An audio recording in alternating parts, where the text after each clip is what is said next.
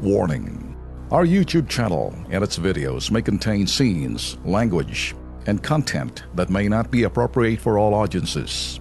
These videos include surveillance footage, undercover pursuit of suspects, actual police and rescue operations, and fearless confrontations. If you do not approve of the content, please do not watch our videos.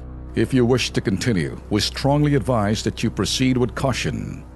Viewers' discretion is advised. Eto Lex, hindi pa rin sumusuko itong putok sa buhong road rager. Pangalan niya si Sonson. Si Sonson Atienza. Ngayon, mainit na issue to. Nagpa-unlock naman ng panaya magkapatid sa nakita sa pamamaril. Eto naman, alam naman ho ninyo na ito'y simpleng, kumbaga, for whatever reasons, parang traffic altercation. Yun lang, simple lang. Tapos binaril na. So ngayon, gusto niyo mapanood yung detalye, pero kasi pagkatapos yun ito, hahambalusin namin po ito. Panoorin.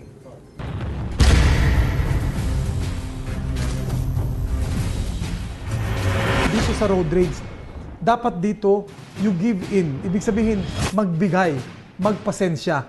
Dahil walang pupuntaahang maganda kung magkakaroon ng pag-aaway.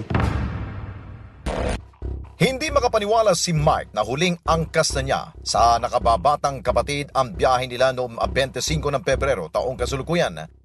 Eksklusibo siyang humarap sa Kilos Pronto sa kondisyong hindi ilalabas ang muka para sa kanyang seguridad. Anya pasado alas 3 ng hapon, nakaangkas siya sa motor ng kapatid na si Anthony Mendoza, 27 anyos at binabagtas ang panulukan ng D. Tuason at Quezon Avenue, Barangay Doña Josefa sa Quezon City. Dito nila nakasabay ang isang puting SUV na anya'y muntik na silang masabitan. Napansin kasi ng kapatid ko na itong si Land Cruiser, pilit na inaabante sa sasakyan na parang mababangga na kasi talaga kami. Kaya nag-react yung kapatid ko. Nakita niya kasi sa side mirror parang babanggain talaga kami. So ang ginawa niya, nilingon niya. Agad raw nagbaba ng bintana ng tsuper nito at nooy agresibo na. Sabi, bakit? May problema ba? Sagot naman ng kapatid ko, wala naman po. Mahagip mo na kasi kami. Nagkaroon daw ng diskusyon ng tsuper at ang biktima hanggang sa awatin na niya ang kapatid. Nasabihan ko na lang yung kapatid ko na, sabi ko, tol, yaman mo na. Pabayaan, huwag mo na lang pansinin. Pero laking gulat daw niya nang biglang magmurang tsuper ng SUV sabay putok ng baril. Pak, binaril na lang kapatid ko. Dead on the spot ang biktima sa tinamong tama ng baril sa ulo. Isang concerned citizen raw ang nagmabuting loob na magbigay ng plaka ng sasakyan ng suspect. Pero nang beripikahin ng pulisya, lumalabas na hindi sa puting SUV ito naka-issue ang plakang AHA 3454. Lumabas siya nung Saturday, late na Saturday. But then sa Sunday kasi, sarado ang LTO. So we waited for Monday para nagkaroon tayo ng verification. Kaya yung verification natin, instead na naka-assign sa Land Cruiser yun, sa Toyota Avanza.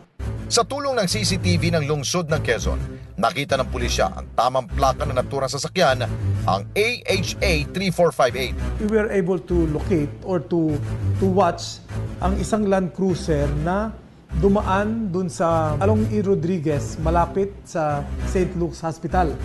Oo, na few minutes before the incident. So, ibig sabihin, doon ang galing yung sakyan. So, tumutugma-tugma na siya.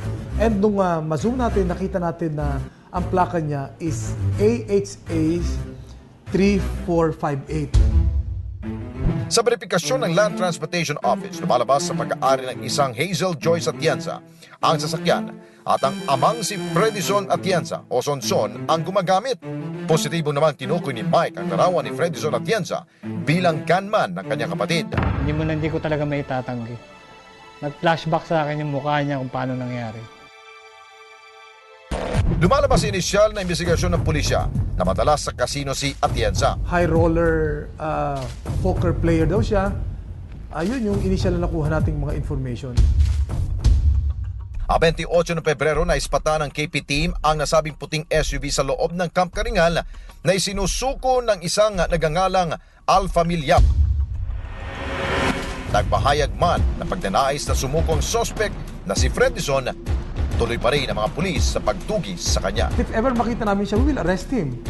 So, we are expecting na pag in-arrest namin siya, di talagang magpa-arresto siya. Otherwise, may baril siya at manlaban siya, we have to protect ourselves, di ba? Ako alam mo, Lex, Oo. ito yung nangyari sa ibang bansa, particular sa Amerika, at ganitong inaasal itong putok sa buhong suspect na si Sonson Atienza. Hindi ka ubre. Kasi unang-una, you're considered armed and dangerous. Kasi yan, pag nakita ka, talagang yari ka. Ito, sinasabi niya, kundi ba naman GAGO, sinurrender mo yung sasakyan mo dun sa kaibigan mo, pagkatapos ikaw, nagtatago ka pang pendeho ka. Ngayon, akala ko ba astig ka, may dala kang baril, babaril mo lang kalaban-laban, maghanap ka ng katapat mo. Sa susunod, maghanap ka ng katapat mo kasi eventually, ako, kung sino man mga kaibigan itong putok sa buhon to, balita ako ito, dikit daw to sa mga gambling lords eh. Kaya nagkakasino. Either ito, natalo to sa kasino, nabuisit to eh. Kaya yung kanyang mainit ng ulo, malamang natalo tong gagong to eh. Sorry kung pag sinasabi kong GAGO, as in, I mean it. Wala akong pagsisisi na sabihin sa'yo, GAGO ka. Alam mo, ngayon, patuloy pa rin pong hinahanap itong si Sonson at ang balita ko raw, nasa Visayas daw ito nagtatago ngayon. At meron daw itong plano na sumuko, sumuko ka na. Kaysa naman may mangyari pa sa'yo. Alam mo naman, ang ating mga police officer, sabi nga armed and dangerous ka. Kapag ikaw ay nakitang may dalang baril at siguradong manlaban ka, may kalalagyan ka. Kung ako lang yan, shoot to kill ka na. Ala na maraming satsat, kumitil ka ng buhay, dapat buhay din ang kapalit yan. Kaya ako, galit ako doon sa sinasabing mga ayaw sa death penalty. Isa yan, pag yung bumaril ka, tapos hindi ka sumuko, dapat sa listahan ka na, death penalty na yan. Ala naman, narinig mo, Sonson! Sonson! Sumuko ka na! Biglang naduwag.